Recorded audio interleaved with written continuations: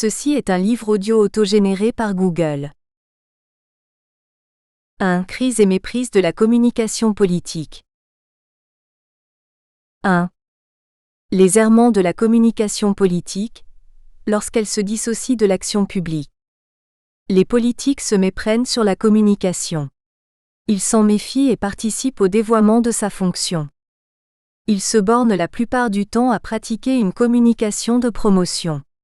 Pour la raison qu'ils dissocient, qu'ils n'intègrent pas leur communication dans la conduite de l'action publique. Ils en font surtout un enrobage cosmétique. Un emballage. Le conditionnement de l'action publique. Alors que les gens veulent une communication qui les prenne en considération. Plutôt, une relation de dialogue. Qu'on ne les méprise pas en réduisant la communication à un mauvais marketing. À en faire un exercice à part. En marge des actes. Qui éludent la responsabilité politique. Les politiques ne paraissent pas toujours à l'aise pour communiquer. Bien des décideurs publics ont cette attitude à la fois de défiance d'une relation directe avec les gens et de méfiance de la com. La communication au rabais puise des forces de publicité et de médiatisation dans un simplisme trompeur. Faussement sécurisante, elle ne permet pas d'établir une relation de confiance. Ni de sortir du cercle vicieux des silences, des mensonges avérés, des effets d'annonce, de la promotion facile et des coups médiatiques. Plus grave, elle nous enferme dans l'illusion d'un modèle Superman de la gouvernance. Une posture qui n'induit ni la modestie ni le courage de dire à l'avance les limites de ses capacités d'agir. Les rendez-vous manqués avec l'opinion, le 21 avril 2002, le 29 mai 2005, n'auraient-ils servi à rien ? La classe politique apprend peu sur ce que les gens attendent. Sur leur révolte contre les régimes aux politiques suffisantes et aux communications insuffisantes. Les votes du 21 avril, en sanctionnant les candidats des forces de gouvernement, tant Chirac que Jospin, ont manifesté le rejet du fonctionnement partisan de la démocratie représentative. Le pouvoir politique se maintient dans une longue tradition de communication à information restreinte. Selon Saint-Just, on ne saurait gouverner sans laconisme. Le secret et la rétention de l'information ont toujours été considérés comme des attributs du pouvoir. Cela est de moins en moins vrai. En tout cas de moins en moins supporté. Qu'est-ce qui n'autorise plus cette attitude de faire et laisser dire ? La rétention de l'essentiel des informations n'est plus possible. Les sources et les émetteurs de données se sont multipliés, diversifiés. On ne peut contrôler ces masses foisonnantes d'informations, quel que soit le lieu d'exercice d'un pouvoir. Le secret devient une pratique difficile et très limitée. Nous avons quitté les époques de l'information régalienne, sacralisée et contrôlée, à laquelle on accorde une valeur transcendante. Votre formule de l'information transcendante, descendante et condescendante. Une véritable communication publique, avec aujourd'hui un large accès à la connaissance, ne peut plus persévérer dans le mépris aristocratique d'une information qui ne procède que des pouvoirs. Qui se pratique de manière univoque. La presse, les médias écrits, particulièrement depuis l'époque des Lumières et avec la naissance du journalisme, ont eu un rôle historique pour ouvrir l'accès à l'information. Exiger la transparence de l'action publique. Amener la pratique politique à expliquer et à dialoguer.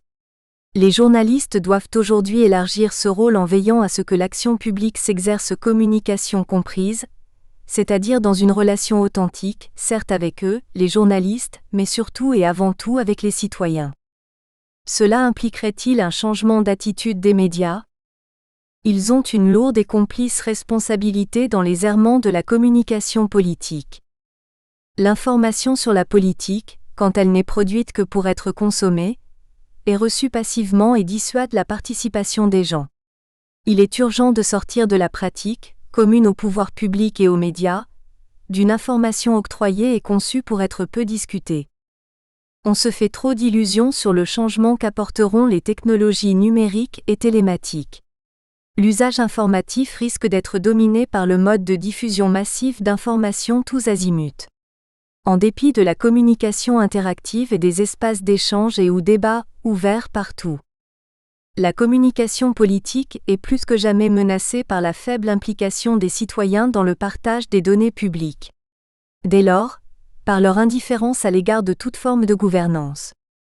En quoi se méprend-on sur la communication politique ?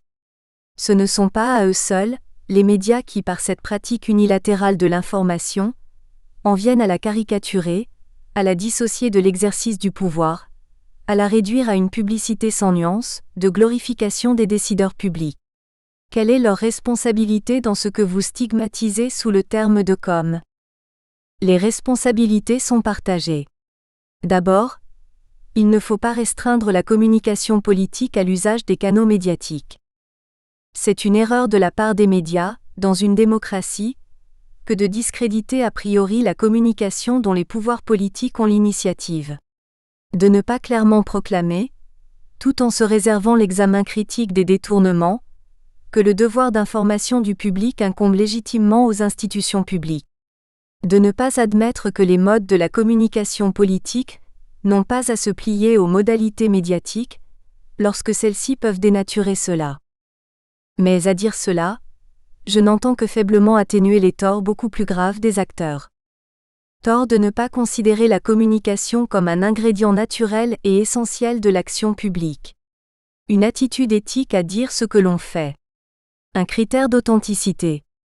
Communiquer est un catalyseur de la décision publique, a priori neutre, mais qui provoque un précipité trouble lorsqu'on tente de manipuler cette réaction alchimique délicate qui se déroule dans la relation avec l'opinion.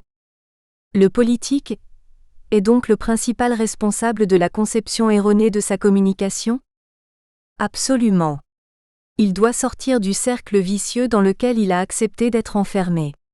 L'issue est d'exercer l'action publique communication comprise. Comme on ne lui dénie pas la responsabilité de l'action, on ne peut le démissionner de son rôle d'avoir à informer durant son action. D'avoir l'initiative de la discussion tout au long du processus de décision. Vers une vérité qui ne peut être qu'une construction collective, forgée selon les règles du débat démocratique. Dans le respect des principes généraux du droit et des lois. Pourquoi les politiques ne suivent-ils pas ce chemin vertueux ? Ils ont tort.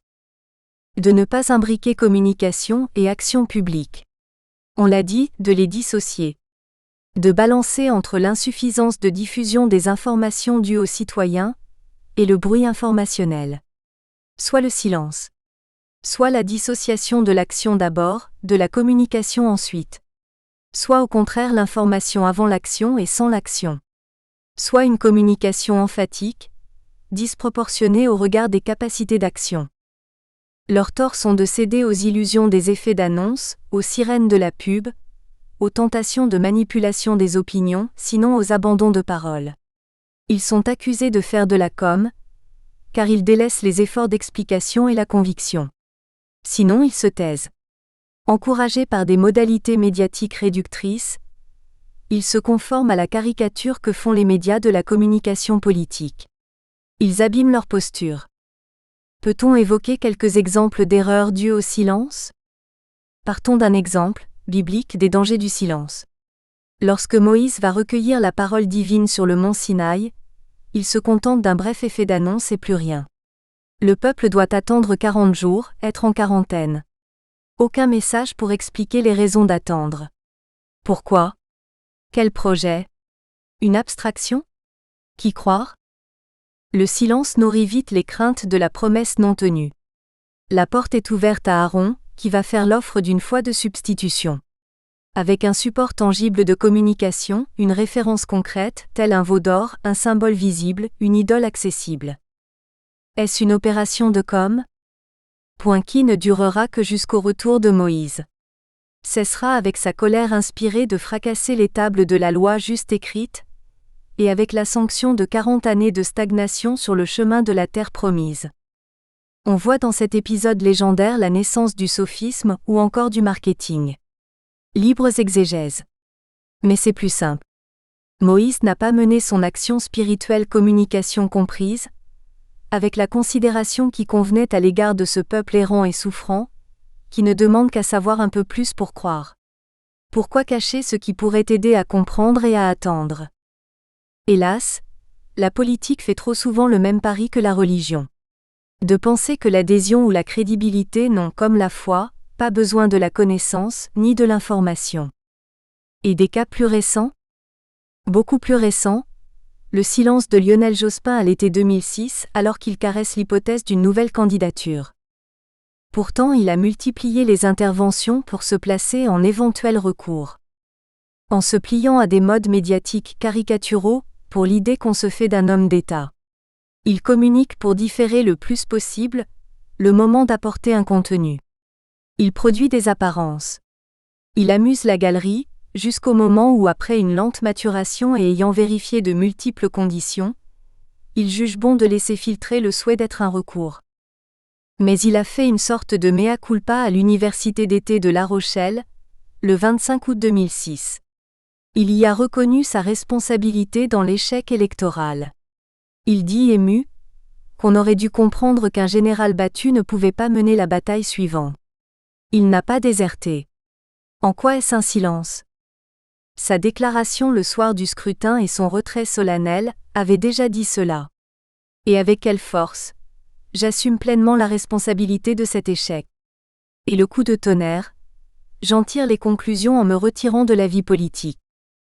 Lionel Jospin s'est retiré de la vie politique par un acte fort. Le message est inscrit dans les mémoires. S'il veut en inverser le sens, sa communication doit repartir de ses propos du 21 avril. Reprendre le contexte, expliquer des changements de circonstances, ses réflexions et ses évolutions personnelles. Dire pourquoi il envisagerait de revenir en politique. Par une sorte de pudeur protestante ou par orgueil, il se refuse à renouer une relation authentique avec l'opinion. Mais il pouvait aussi ne rien dire, et rester dans le silence.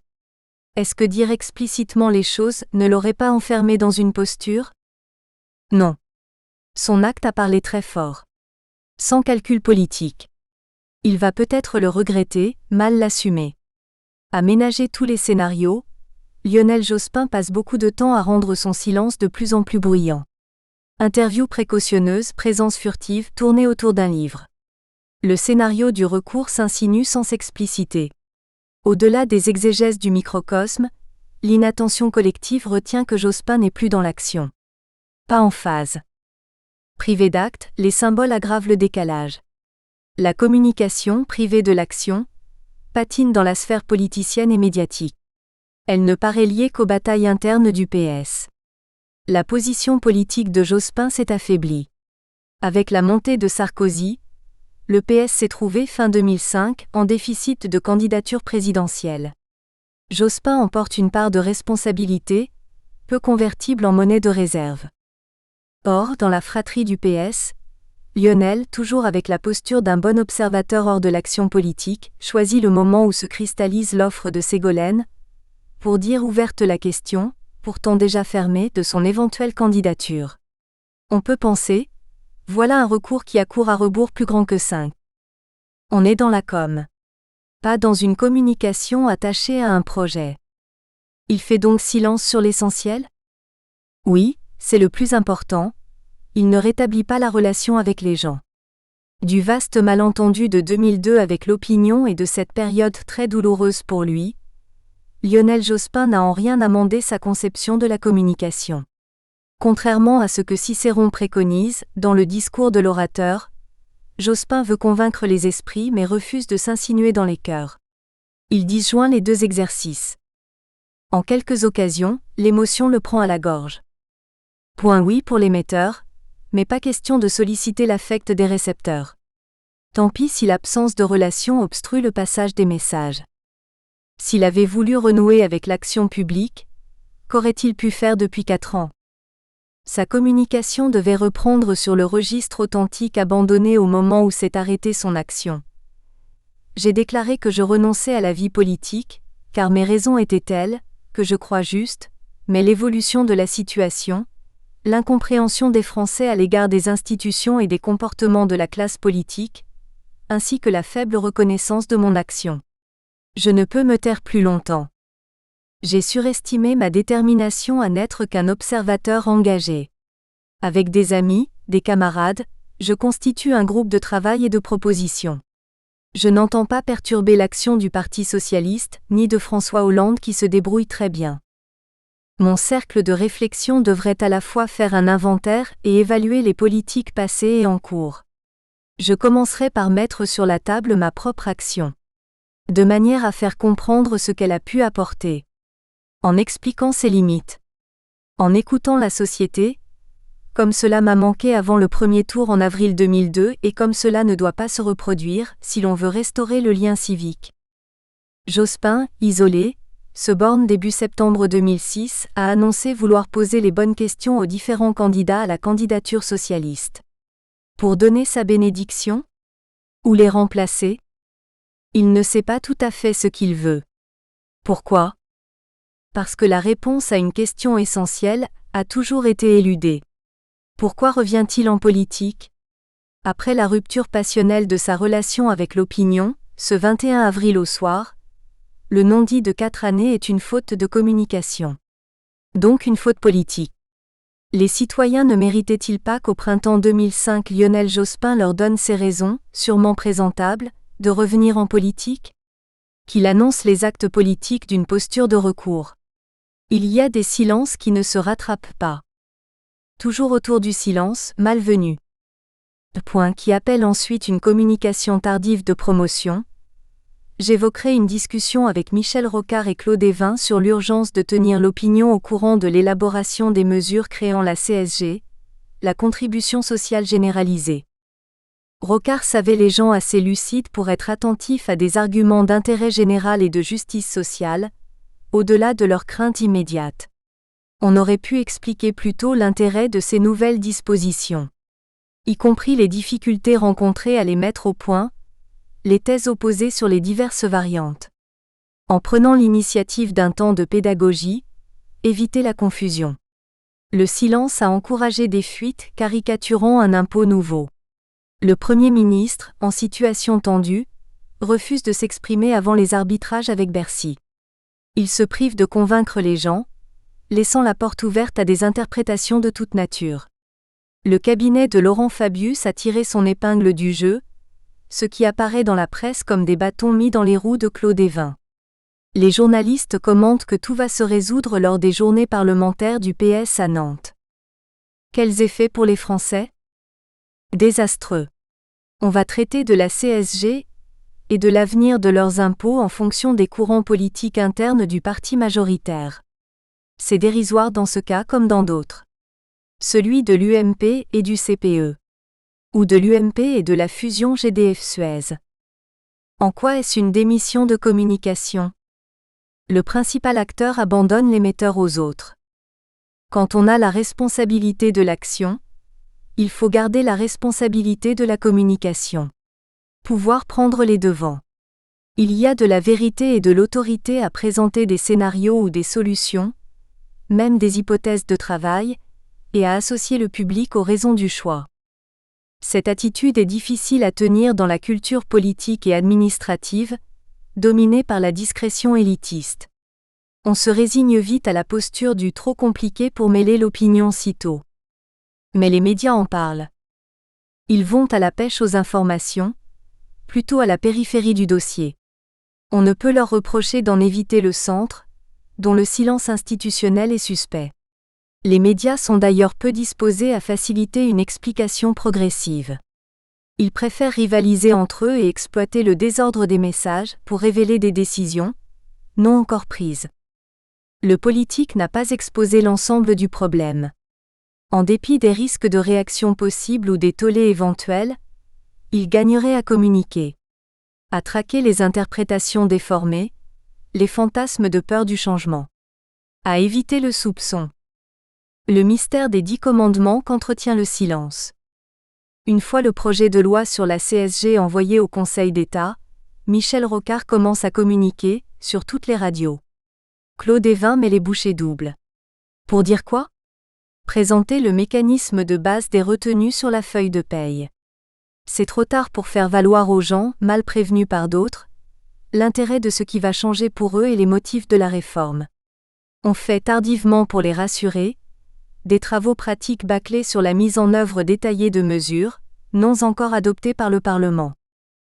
Si on prend l'exemple assez récent du référendum sur le traité constitutionnel européen, même tard, il y a eu des débats. Cela a montré que l'Europe pouvait intéresser les gens. Le défi que devait relever la communication politique était colossal. Par une information publicitaire, remplacer 20 ou 30 ans d'une communication, soit inexistante sur les institutions européennes, leur intérêt et leur fonctionnement.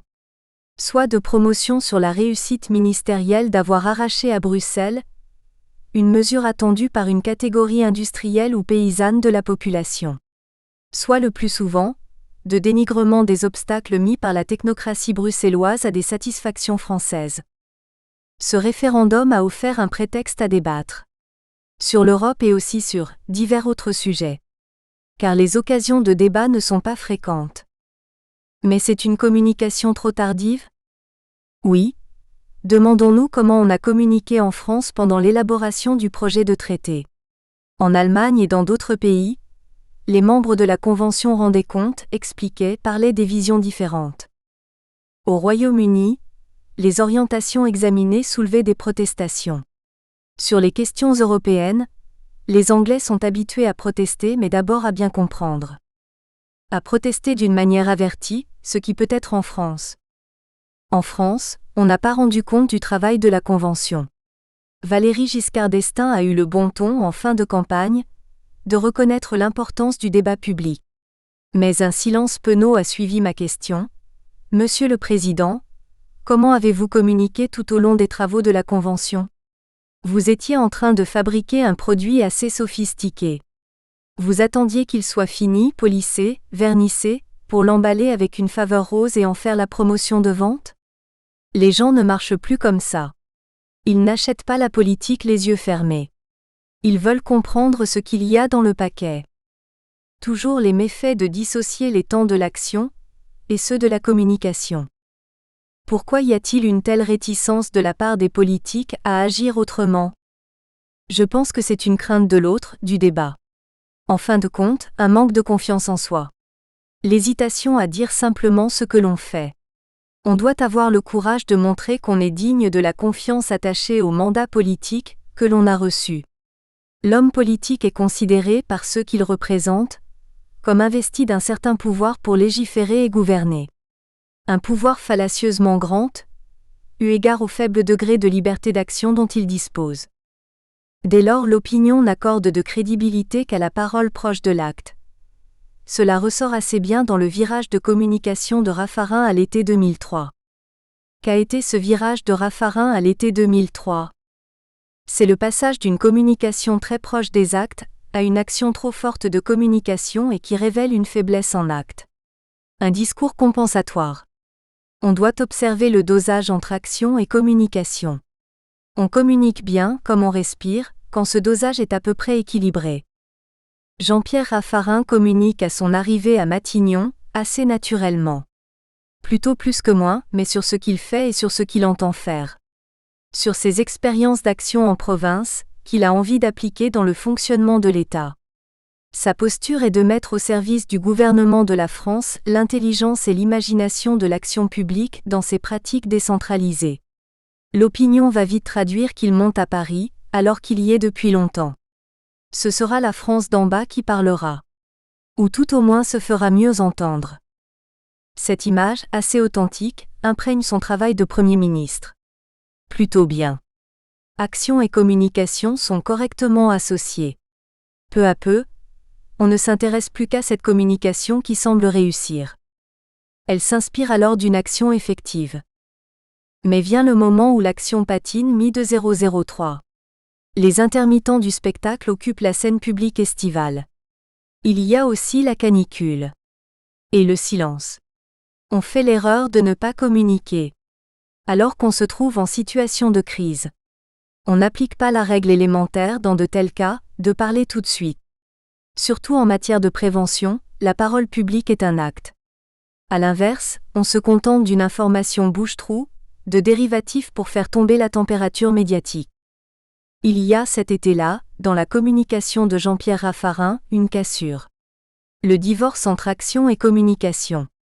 Il essaiera de se rattraper vers la fin de la canicule, en allant voir les personnes âgées dans quelques établissements sociaux ou hospitaliers.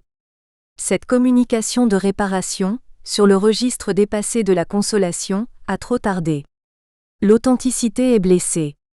Les sondages vont, avec quelques décalages, mettre en évidence ce virage d'une communication dissociée. Comme en 1995.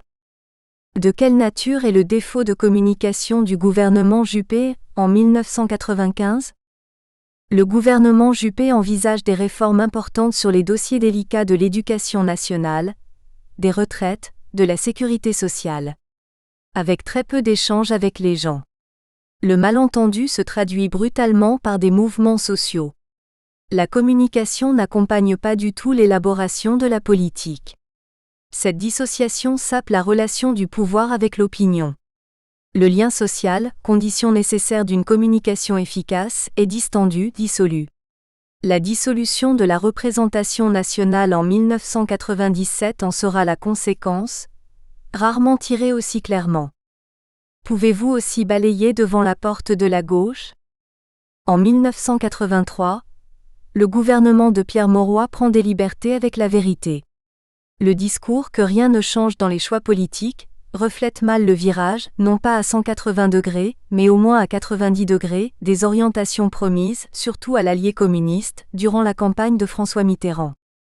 Pour ne pas sortir du SME, système monétaire européen, après avoir payé la 40e heure, renchérit les allocations sociales, distribuer un pouvoir d'achat qui sollicite trop l'importation et devant un très fort déficit public, une inflation qui s'emballe et une dévaluation de fait de quelques 20%, on décide de prendre le tournant de la rigueur.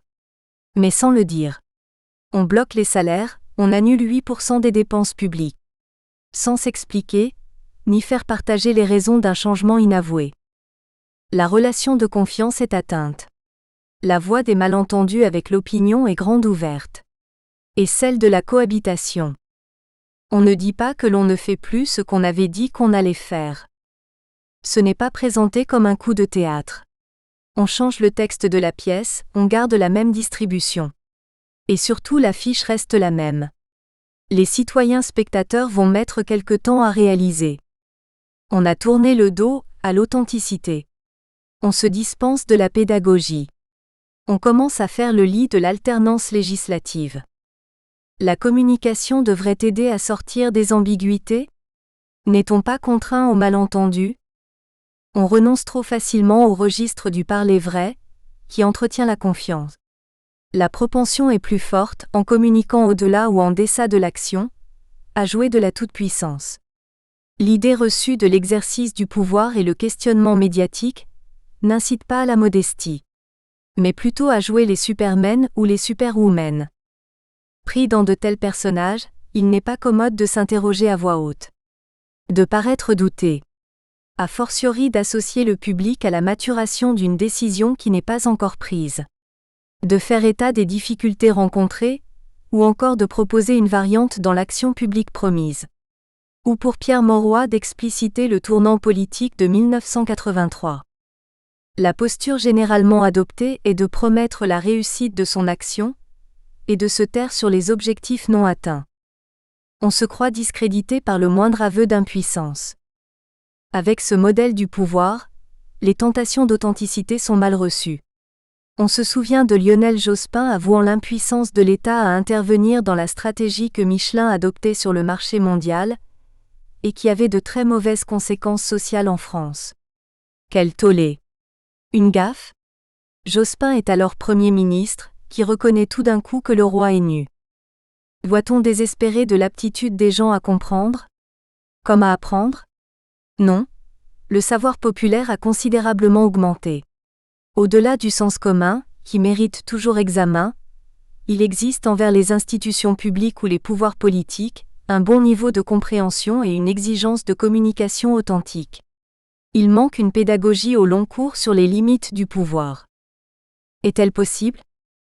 Les gens admettent fort bien que lorsque vous venez d'être élu maire d'une ville moyenne, en succédant à une équipe d'un autre bord politique, 90% de vos actions sont déjà inscrites dans le budget par vos prédécesseurs. Vous ne disposez que de 10% de degré de liberté pour agir. La question est de savoir si vous avez fait votre campagne électorale pour annoncer que vous allez travailler à la marge et infléchir assez lentement la politique municipale ? Ou vite tout chambouler ? Dans ce cas, vous allez certainement décevoir. Superman n'y arrivera pas. L'opinion est probablement prête à comprendre pourquoi on ne tient pas toujours ses promesses. Si on prend le parti d'expliquer. C'est un pari qui fait peur à la classe politique. Mais aussi, est-ce qu'un politique ne se fait pas un devoir d'avoir un coup d'avance vis-à-vis de l'opinion ? D'être celui qui assume que gouverner c'est prévoir. Et quand on prévoit, on se doit de mettre le peuple en mouvement. Évidemment, le doute ralentit le mouvement. Gouverner à l'époque des 30 Glorieuses, c'est prévoir.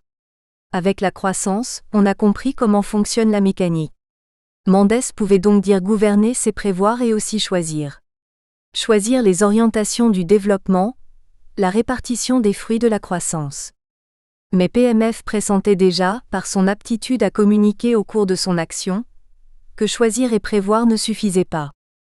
J'utilise, au début de mon plaidoyer pour un meilleur débat public, la formule « gouverner c'est prévenir ». Il y a deux dimensions dans prévenir, la prévision ou l'anticipation de ce qui peut venir et aussi l'information et la participation des gens. On les prévient pour pouvoir les associer à ce qui pourrait advenir. Car on ne peut pas tout prévoir. Dire gouverner c'est prévoir et ne pas communiquer, alors qu'existent des incertitudes, c'est choisir la posture de Superman. Les problèmes sont compliqués, les experts se plantent ou hésitent longuement. Par exemple sur la vache folle. Aux politiques incombe la gestion des zones d'incertitude. Il ne peut faire comme s'il disposait d'experts sûrs. La route n'est pas toute tracée. La complexité est peu sécurisante. On doit faire le pari de l'intelligence collective. De parler avec les gens. En expliquant, on se place sur le chemin de la solution. Surtout quand elle n'est pas que technique. Qu'elle a une dimension sociale. La prospective n'est pas qu'affaire d'expertise. Mais tout autant d'acceptation sociale du changement, de mise en œuvre des progrès ou de la réforme. Donc d'une communication de dialogue en quête de compromis rationnel. Les gens n'obtiendront pas tout ce qu'ils veulent de bon pour eux. Ne pas le leur dire, c'est leur mentir. Les débats qui précèdent l'élection présidentielle de 2007 montrent tout candidat au pouvoir politique hésitant, tel l'âne de Buridan entre deux breuvages. Celui de la culture aristocratique, et celui de la simplicité proche des gens. Avec à chaque revers de médaille, un épouvantail. D'un côté surdité et autisme, de l'autre simplisme et populisme. Est-ce qu'on n'introduit pas alors un doute sur la compétence à gouverner ? Même sur l'autorité du politique, sa crédibilité ? On s'interroge sur l'autorité. La repenser ou la réinventer ? La notion a évolué. L'autorité repose toujours sur le savoir, donc la compétence. Mais l'importance de ce socle de la connaissance est plus relative, du fait même du développement de la communication qui diffuse et partage l'information. L'autorité dépend plus des capacités à distribuer justement l'information. Selon des règles collectives qui s'imposent par leur éthique. Elle est moins dans l'ordre donné pour être obéie, ou dans l'injonction. Plutôt dans l'exemple et la méthode apportée pour aboutir à une solution. Ou dans la force de conviction. Sur les questions de sécurité, on s'interroge à comparer les efficacités respectivement de la contrainte ou de la sanction et de la guidance ou de la prévention. On pourrait dire qu'on évolue de l'information qui ordonne à la communication qui oriente, écoute et propose ce qui peut être ressenti comme juste. La source de l'autorité est aujourd'hui plus morale. Autant que cognitive. Cela oriente forcément l'exercice du pouvoir qui semble ne pas trouver ses marques en matière d'autorité. On rejoint ma question sur la crédibilité. Le pouvoir manque d'autorité, s'il s'en tient à imposer l'obéissance. Ce qui n'est guère le registre des démocraties. Les rapports à la force et à la violence correspondent aux graves dissensions. Cela fait déjà beaucoup dans une société complexe.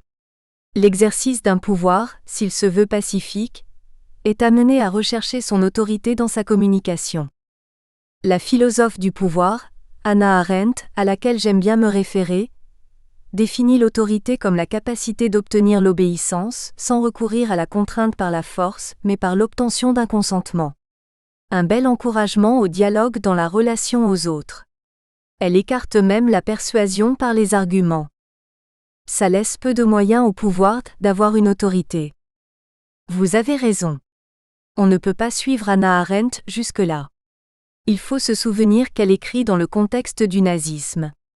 La persuasion par les arguments, c'est plutôt le viol des foules, dénoncé par Tchakotine. Une terrible com de promotion et de manipulation. Laissons tout de même au pouvoir démocratique ses forces de conviction, dont on reparlera à propos de Rocard ou de Mendès. La conviction qui s'ouvre au débat public est la voie trop désertée de la communication des politiques. Pour retrouver leur autorité mise en question et sortir des postures alternées de surpuissance et d'impuissance. C'est une éthique de la politique, dont on attend, non seulement qu'elle soit annoncée, mais surtout appliquée. Mais est-ce qu'il n'y a pas non plus des cas où la communication peut vouloir accompagner l'action, alors qu'en fait il s'agit d'une fausse action qui accompagne plutôt la communication ? Par exemple, les déclarations de Nicolas Sarkozy allant dans les banlieues sont faites pour dire qu'il agit. Qu'il est sur le terrain. Mais il pouvait faire les mêmes déclarations depuis la place Beauvau. Cela ne change pas grand-chose, s'il ne met pas en œuvre une politique particulière. Qu'apporte le fait d'aller sur le terrain ? Lorsque Nicolas Sarkozy va sur le terrain, il ne dit pas qu'il dispose d'une solution. Il donne à voir comment il travaille à rechercher une solution. L'action publique n'est pas uniquement l'application d'une politique ou de solutions déjà déterminées, mais tout autant la conception et le choix des bonnes décisions. Se rendre dans une banlieue est bien entendu symbolique. Gouverner avec des symboles n'est pas uniquement faire de la com. Les médias ont raison de dénoncer la part de com, dont les relents nourrissent d'ailleurs trop leurs informations. Mais il peut s'agir de faire bouger les choses, d'accélérer des décisions trop lentes. Attirer le regard vers un diagnostic peut être pédagogique. L'effet d'annonce du déplacement dans un quartier difficile se fait sur le registre du courage. Il appellera donc des prises de propositions courageuses qui, si elles ne viennent pas, dévaloriseront leur auteur. La promesse qui associe action et communication devra être tenue. Sinon, au bout de 2 ou 3 mensonges, tel le maintien à 76% de la part de l'État dans le capital de Gaz de France, la crédibilité d'un personnage est atteinte.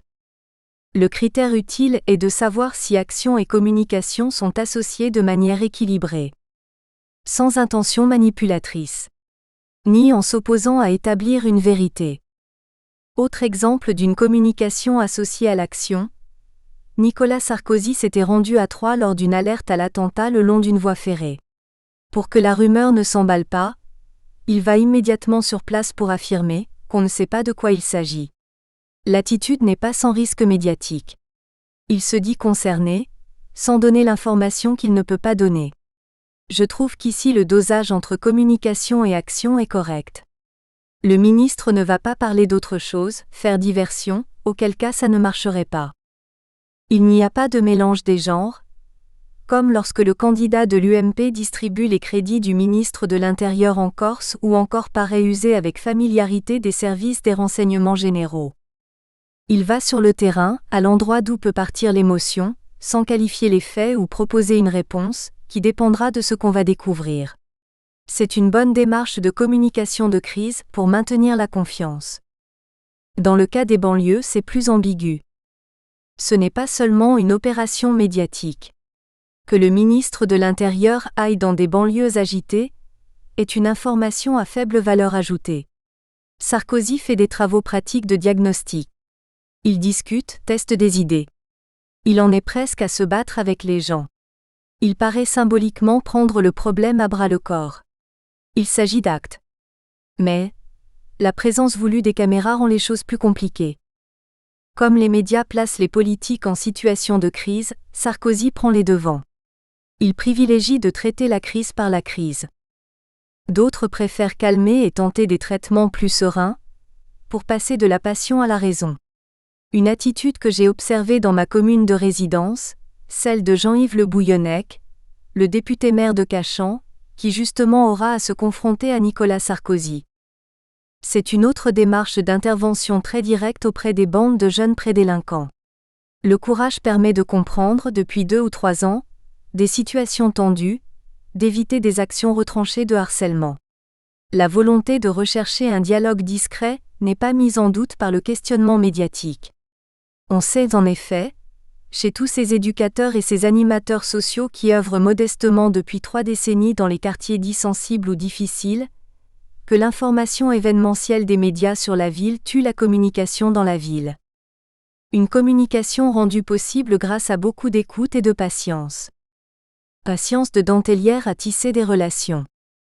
En revanche, lorsque se produit, toujours à Cachan, l'expulsion de squatteurs immigrés pour moitié en situation irrégulière, l'opération voulue par le ministre de l'Intérieur est menée sur le registre publicitaire, sans être suivie de manière responsable par les autorités de l'État. On crie aux arrière-pensées électorales. À l'absence de communication préalable avec les intéressés ou leurs représentants, pour préparer les solutions de relogement. Ni même avec les élus locaux. L'effet de surprise n'en est que plus spectaculaire. Au même Jean-Yves Le Bouillonne, on laisse brutalement la charge du traitement humanitaire et de la résolution des blocages juridiques et administratifs. Comment le maire de Cachan a communiqué sur cette action qu'il a subie, ou menée à son corps défendant? De manière simple et authentique, en disant ce que des réflexes humains l'avaient conduit à décider. De la naïveté, pour l'ironie des cyniques? Il a joué pour partie les médiateurs, en négociant surtout avec des associations. Il a interprété son mandat municipal, dans le sens d'éviter les gênes excessifs de la population autour du gymnase, à l'école et dans son voisinage. Il a fait en sorte que le problème se résolve localement. Il s'en est expliqué avec les gens qui lui reprochaient de s'en être mêlés. Avec les employés municipaux, qui ont surveillé, mis de l'ordre, nettoyé. Tout cela sur le dos de la commune. Aider humainement à un hébergement provisoire de 600 squatteurs. Une action en marge de son mandat, bien sûr imprévue dans son programme électoral. Une démonstration, plutôt exemplaire qu'une gestion locale pouvait très bien répondre à une situation de crise mieux qu'une non-gestion gouvernementale. S'agissant de conviction, 2 exemples me viennent en tête en vous écoutant. C'est l'abolition de la peine de mort. Est-ce qu'il y a eu un travail pédagogique auparavant? On sait bien que s'il y avait eu un référendum sur la question, l'abolition ne serait pas passée. Et autre exemple, dans un tout autre ordre de choses, l'affaire du sang contaminé avec Laurent Fabius. En posant cette question sur la peine de mort, vous m'amenez à dire qu'il ne doit pas y avoir de malentendu. La communication avec les gens, avec les citoyens n'est pas le parti pris suiviste de courir se jeter dans les bras de l'opinion, je suis leur chef donc je les suis. La conviction de l'offre politique est la colonne vertébrale d'un pouvoir qui se respecte. On ne gouverne pas avec les sondages. Et il faut se garder de la démocratie d'opinion. On devrait, mais on ne le fait pourtant pas. La communication ne peut pas se pratiquer avec l'opinion, avec toute l'opinion. C'est la com qui joue avec une opinion globale, indifférenciée. Bourdieu nous a bien dit qu'on ne sait pas ce qu'est l'opinion. Un ensemble d'opinions qui se structurent, se défont, se recombinent. Il n'y a pas une opinion, comme il y aurait une vérité au ciel. Dans un litige, vous n'avez pas de vérité préécrite, mais une vérité qui va se dégager dans un échange contradictoire. De même, il n'y a pas une position dans l'opinion, surtout si les opinions ne sont pas informées, mises en mouvement. Par contre, on peut, en dialoguant avec des opinions très hétérogènes, trouver à la fois des points d'achoppement et des éléments de vérité commune. C'est à l'opposé d'une attitude suiviste. Il revient à la communication politique d'abord, aux médias ensuite, de sortir de ces processus réducteurs qui caricaturent le débat public. Mais est-ce qu'il n'y a pas des moments, j'en reviens à la peine de mort où on se dit que ce n'est pas l'opinion qui a raison. Si l'homme politique a des convictions, en l'occurrence celle de conduire la société vers plus de civilisation, sans la peine de mort, il communique un acte de courage comme l'a fait François Mitterrand. La promesse qu'il faisait en tant que candidat serait tenue, car il espérait avoir une majorité et un garde des Sceaux capable de l'accepter et de mettre en œuvre l'abolition. C'est l'annonce d'une action réalisable. Surtout c'est un acte de communication courageuse, puisque les sondages plaçaient à plus de 60% le refus de supprimer la peine de mort. À 80% d'opinions défavorables. Il aurait fallu entreprendre ce que vous entendiez par travail pédagogique préalable. Faire précéder cette proposition d'un temps important d'explication et de débat dans la société. Pour que ce ne soit pas une provocation. Contrairement aux États-Unis, la France a connu, dès les années 60, des débats passionnés sur la peine de mort. Quelques affaires ont contribué à faire évoluer les esprits. Et la solide pédagogie d'un Robert Badinter, après une lente prise de conscience dans la population. C'est ce qu'on observe actuellement dans certains États américains. La communication ne peut être primaire sur une telle question, ni suiviste. Elle procède du dialogue, de la négociation avec les consciences, plutôt que de l'affrontement de positions idéologiques. Notamment dans cette période où s'exacerbent les fondamentalismes. Et Laurent Fabius, dans l'affaire du sang contaminé, de toute évidence, a été pris de court. Après avoir flotté quelque peu, Laurent Fabius a plutôt réagi selon certaines des règles de la communication de crise. Dire assez vite les choses qu'il savait est celle à rechercher. Mais politiquement, on chargeait la barque. Difficile de parler vrai, sous une pression médiatique accusatrice, avec des handicaps de circuits de décision peu transparents et des responsabilités multiples mal assumées. L'investigation précipitée par une crise qui soulève peur et émotion n'a pas permis de bien tenir les gens au courant. La relation de confiance avec le public et les médias s'est vite détériorée, et l'image personnelle de Laurent Fabius s'est gravement affaiblie. Il en a été fortement, parfois injustement, atteint. Pourquoi est-il pris de court ? 2 raisons. Il ne peut informer, pas plus que les médias d'ailleurs, de manière avérée sur les fautes dues à des précautions non prises ou tardivement prises et en conséquence sur les risques encourus. Sur quelques sujets, le sang, la monnaie, la sécurité, les passions s'apaisent mal, les questions sont pressantes. La rationalité du discours trouve mal son chemin. Elle heurte, parfois simplement du fait qu'elle n'est que rationalité.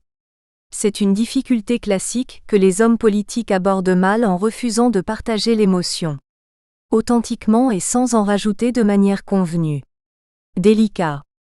Or, quelles qu'en soient les raisons, peut-être injustes, Laurent Fabius ne paraît pas toujours faire bon ménage avec la sincérité. Sa communication, qu'il voudrait placer sur le registre de la conviction, paraît pénalisée par les évolutions discontinues du personnage. Dernier récent exemple. En appelant à voter non au référendum sur le traité constitutionnel européen, il écarte de répondre aux questions qui sont dans beaucoup d'esprits. Notamment pourquoi rejeter maintenant les avancées européennes qu'il avait, en tant que ministre de l'économie et des finances, puis Premier ministre, approuvé, négocié, voire valorisé aux yeux de l'opinion. Laurent Fabius s'ingénie à réveiller, de temps à autre dans sa relation avec l'opinion, une image d'insincérité. Son net insuccès aux primaires socialistes a confirmé qu'il se trouvait dans une illusion à l'égard de l'opinion qu'il croyait avoir rencontrée à l'occasion du vote non sur le traité constitutionnel européen. La parole électorale de Fabius, dissociée de son action passée, discréditait l'authenticité du message. Une tactique de repositionnement politique est apparue, aggravée d'une erreur d'appréciation quant aux attentes des militants. Une erreur de marketing ? Depuis le 21 avril 2002, ce rituel, interne au PS, d'être conquis par sa gauche, électoralement séduite puis abandonnée, est dépassé. Lucides, les nouveaux adhérents et plus encore les anciens déjà vaccinés, voulaient tourner la page. Celle de Jospin. Même la social-démocratie de Dominique Strauss-Kahn a paru vieillie. Pour renouer le dialogue avec l'opinion de gauche. Rétablir la communication de la politique avec les gens, comme le proposait Ségolène Royal. Vous avez écrit que le marketing politique vote pour l'éphémère en se donnant bonne contenance. Pour un démocrate, le marketing est une démarche émérite. Laissons de côté la technique et les recettes, ou la cuisine, pour nous intéresser à l'esprit. Au principe en 3 temps du marketing. D'abord, écouter, connaître les attentes, les désirs, la demande des consommateurs comme les besoins des citoyens. Cette attitude d'écoute n'est-elle pas pour une société, un gage de maturité et de respect ? Qui devrait a priori conduire sur la voie des compromis, de la solidarité, de la justice, voire de la convivialité ? Adapter ensuite l'offre. Ce que l'on apporte, produit ou élabore. En partant d'une vocation, d'un savoir et d'un art de faire, dont on est suffisamment maître et convaincu, accepter d'aménager ou d'ajuster ses propositions et ses messages. Le dialogue montre la souplesse de la force. Le pédagogue, assuré de ses connaissances, les transmet selon les formes adaptées à son public. Troisième volet. Après l'étude du marché et le va-et-vient entre conception et distribution, mettre sur la place publique et faire savoir. Pour cette phase d'information, le marketing préconise la publicité. Ainsi, la communication se voit inscrite dans chacune des 3 phases de la démarche. Sur des marchés concurrentiels, cette démarche est essentielle pour en conquérir les meilleures parts. En politique, on rencontre aussi des situations concurrentielles. On situe habituellement l'origine du marketing politique à la période du New Deal de Roosevelt. Après la guerre, l'utilisation de ces techniques se généralise aux États-Unis, d'abord avec la candidature d'Eisenhower à l'élection présidentielle de 1952, puis pratiquement avec tous les types de scrutins. Quelques ouvrages américains sont alors des classiques, du Joseph Napolitan The Election Game and How to Win It, au Dan Nemo The Political Persuaders, The Technique of Modern Election Campaign, ou au célèbre Joe Maninis The Selling of the President. Je reproche à la plupart des conseils qui fondent en France profession de marketing politique, d'avoir hâtivement transposé à la politique un honnête savoir-faire sans l'avoir repensé. En assimilant, par facilité intellectuelle, la politique à un marché. Le marketing politique, tel qu'il est pratiqué, a donc dès sa conception un déficit existentiel d'écoute. Le marketing politique dispose pourtant de méthodes pour connaître ce qu'est le marché politique. L'hypothèse d'un marché qui juxtapose des attentes sociales et des souhaits politiques conduit à une impasse. À la confusion entre offre et demande. On suppose le problème résolu. D'une offre de compromis sur les droits des citoyens ou sur des projets collectifs, sans laisser un pouvoir d'arbitrage au mandat politique. D'une demande, correspondant certes à des besoins et des désirs, mais qui ne peut être satisfaite sur un marché commercial. Alors qu'il faut débattre de la nature même de cette demande. Au-delà de ce handicap fondamental, des analyses de sociologie urbaine ou rurale, le repérage des catégories socio-professionnelles ou des strates de revenus, la prise en compte de l'historique des comportements politiques sur l'axe gauche-droite servent de méthode à des équipes de consultants, qui se sont adjoints les services de politologues et d'instituts de sondage. Plus familières des publicitaires, d'autres approches recherchent les mouvements socioculturels profonds, puis émergents, qui sont porteurs d'évolution des valeurs sociales ou de changements comportementaux et de nouvelles attentes. L'étude des courants socioculturels, née aux USA du prolongement des études de motivation des années 50, a été pratiquée en France depuis les années 70. La Cofremca d'Alain de Vulpian identifiait une trentaine de courants socioculturels. Rejet de l'autorité, besoin d'accomplissement personnel, recherche de l'enracinement, polysensualisme. Le Centre de communication avancée CCA, filiale de Hava, avait ses styles de vie, socio-style, flux culturel, axe perspectif ou autres portraits robots psychosociologiques, traduits en cartographie par Bernard Catla dans les années 80. Ces études des valeurs, attitudes, comportements ou courants porteurs du changement social se sont beaucoup développées. Les publicitaires ont mené récemment des études sur la crise de confiance, qui déstabilise nos repères. Les valeurs de qualité, d'efficacité, de proximité ressortent maintenant sous-tendues par les références éthiques de l'authenticité et de l'intégrité, et par les exigences civiques de la solidarité ou de l'anticipation collective. Surtout, c'est la relation à la politique qui est en question. Une défiance. Il semble qu'un fossé subsiste entre cet effort d'étude et ce qu'on perçoit du marketing pratiqué pour les politiques dans les médias. Un divorce entre les praticiens les plus médiatisés du marketing politique, surtout publicitaire, plus préoccupés de l'apparence. Ils entendent intervenir directement sur le discours politique. Ils disent soit en provoquer le changement, soit en dissimuler la rudesse. Grâce à des opérations d'image, ils proposent de mieux le vendre. Pour compenser de ne pas avoir dit la vérité en 1983, en montant une émission de François Mitterrand avec Yves Moroussi. Une séduction qui marche un temps. Mais un dialogue de sourds avec le politique, s'il s'agit d'adapter le produit, les idées, les actes du pouvoir ou les comportements des partis. En tenant compte des sondages. Ou de l'audimat.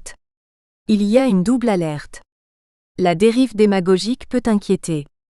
On se trouve aussi interpellé par l'encouragement publicitaire aux offres idéologiques, campées sur le simplisme de leurs dogmes et grosses de projets figés. Inaptes à s'ouvrir, à s'amender, à dialoguer, à communiquer.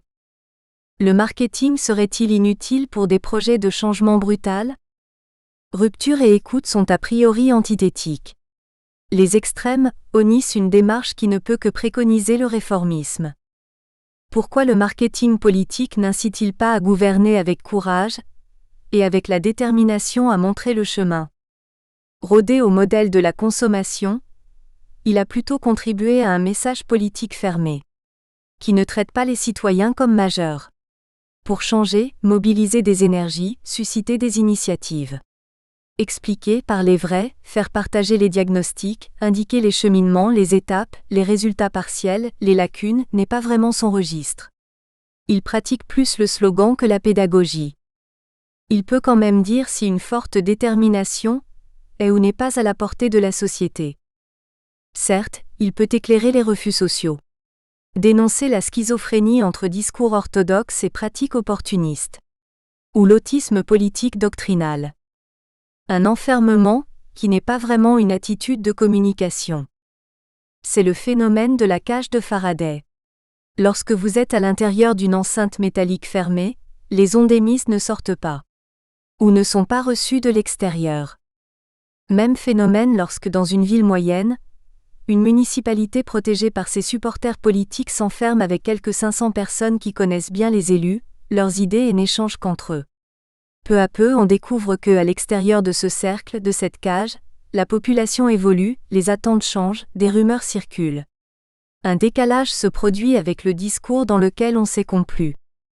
L'exercice du pouvoir peut être victime d'un phénomène de cour. Ou d'un isolement partisan, clientéliste. La qualité de la relation avec la population se dégrade. Si dans ce contexte-là, un marketing sommaire se contente de vous vendre une campagne, vous pouvez craindre le pire. Sans avoir écouté les gens à l'extérieur de la cage de Faraday, vous ne faites que de la publicité, de l'information qui ne porte pas. Il est impossible de communiquer. Le premier challenger venu, qui fait simplement du porte-à-porte, peut récolter la mise. À la manière de l'archaïque réclame, l'information tente d'enfoncer un clou, même mal orienté.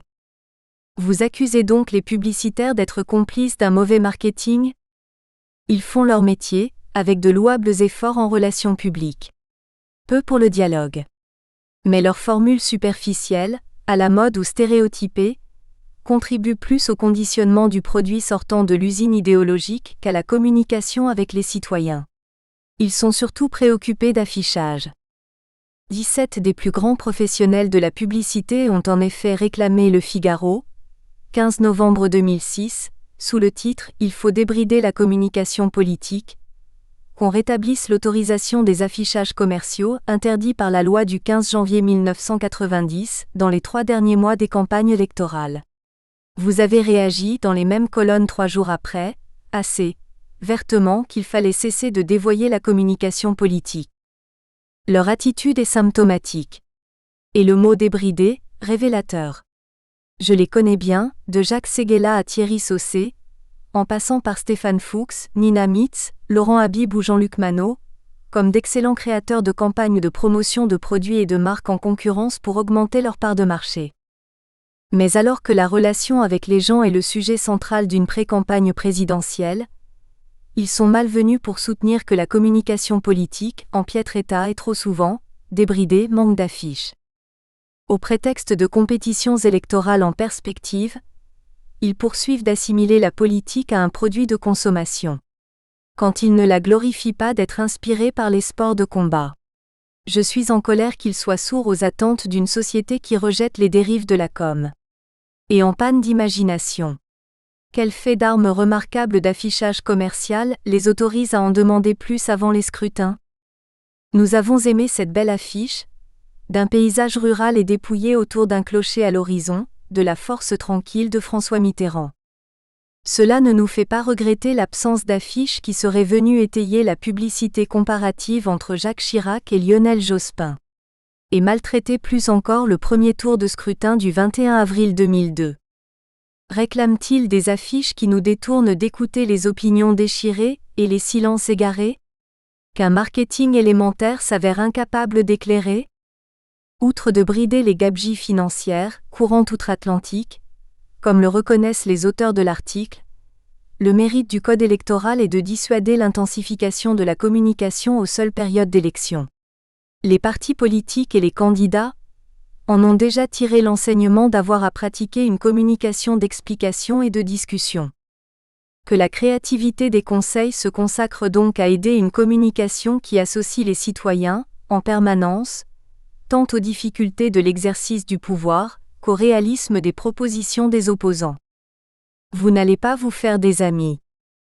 Mes idées sont connues. Les médias liés au milieu de la publicité évitent d'ailleurs de m'inviter sur ces sujets. Durant toute l'existence de l'émission Culture Pub sur M6, Christian Blachat a estimé inapproprié de faire parler quelqu'un qui affirme nécessaire de sortir la communication publique des pratiques qui ne lui sont pas adaptées et de l'idéologie consumériste dominante. Cette loi 1990, qui écarte la publicité commerciale 3 mois avant une élection, dit aussi que dans les 6 mois qui précèdent, on ne peut pas faire de campagne de promotion publicitaire des réalisations et de la gestion sur les territoires concernés. Un maire candidat à une élection municipale ne peut pas dire dans ces 6 mois « j'ai réalisé ci, transformé ça ». Il peut le faire grâce au financement de sa campagne politique de candidat, mais pas en tant que maire, ni avec les moyens de la collectivité, l'argent public. Les politiques prennent ainsi des précautions parfois excessives. Plus de photos du maire alors que n'est bannie par la loi ou la jurisprudence du Conseil d'État que la promotion publicitaire. Qui ferait que votre bulletin municipal en 12 pages, noir et blanc, passe durant la campagne à 40 pages en couleur. La promotion, c'est ce qu'on rajoute aux habitudes. André Santini, dès 1990, donna la consigne de mettre en abondance sa photo dans le journal municipal, pour pouvoir réduire pendant les campagnes. D'ailleurs, il n'est pas sûr que ce soit un bon calcul de s'afficher autant. Vous dites ça à propos de Santini? Non, c'est un maire très présent sur le terrain. Ce sont les photos d'un maire plutôt absent, qui ont un contre-effet négatif dans la population. Elles sont perçues comme une communication de compensation.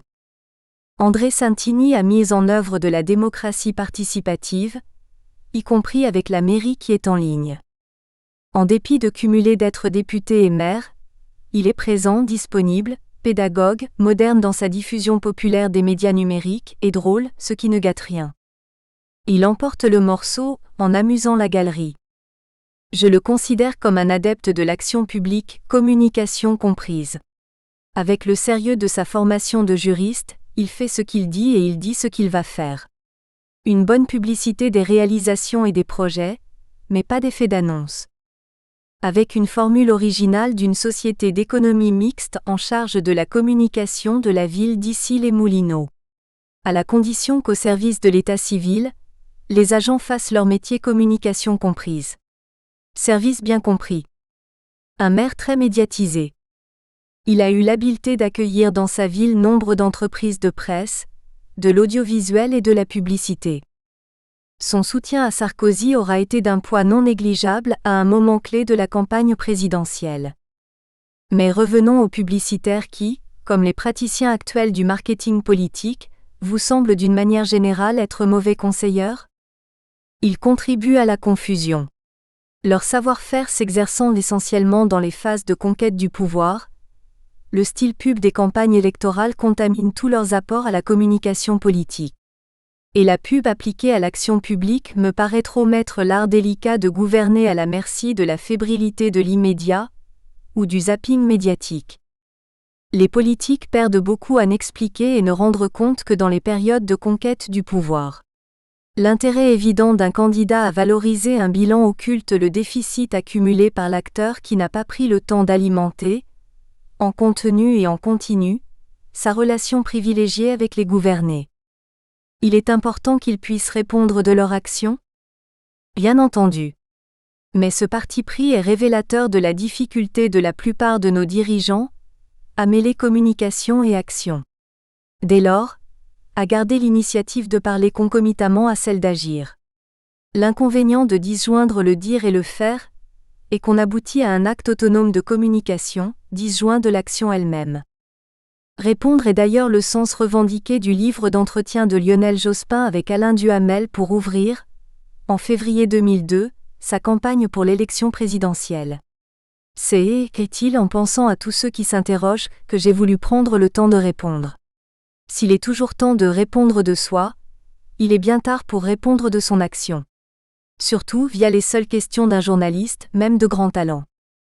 Jospin accepte cet équilibre entre politique et médias, d'une pratique bien ancrée dans les mœurs, que les premiers ne parlent qu'en répondant aux questions que posent les seconds. Pourquoi ne pas avoir l'initiative de répondre de son action, au fur et à mesure des 5 années à la tête du gouvernement? À entretenir la relation, on gagne en qualité de communication. Ce livre n'a pas éclairé l'exercice du pouvoir. Il devient l'outil, probablement utile, d'une campagne de promotion d'un ensemble d'actions sur le point de s'achever. Ce n'est plus qu'une opération de communication. Mais le temps de la campagne présidentielle n'est-il pas un temps à part? Où la communication est omniprésente? Où il y a même comme des concurrences de communication? Faire une place à part à la communication électorale est déjà un mauvais signe. C'est accepter qu'elle soit de moindre qualité. L'enchaînement des victoires électorales alternées, après un simplisme inconsidéré, dit de rigueur dans les campagnes, aboutit à une défaite permanente des conduites responsables. Les candidats qui excluent d'avoir à gouverner devraient être les seuls à pouvoir mettre la communication à part, hors de l'action. Les autres candidats sont très mal reçus, dans l'esprit des électeurs, à opposer les promesses faites pour conquérir le pouvoir au silence durant l'exercice du pouvoir. On s'abstient de voter ou on vote pour un moindre mal. Sans illusion sur la capacité de la classe politique à faire un peu plus participer. Et à réussir, isolée. Si on prend l'exemple de la campagne de 2002, et en particulier celle de Jospin, que tout le monde s'accorde à trouver mauvaise, quelle est la responsabilité des publicitaires? Que lui auriez-vous conseillé? Je l'aurais d'abord prévenu contre les professionnels de la communication réductrice, pour que ceux-ci n'interviennent qu'une fois définies les orientations politiques. Ils n'ont su produire que de la publicité comparative. Ils l'ont amené trop vite au second tour. La rivalité Chirac-Jospin a tout éclipsé.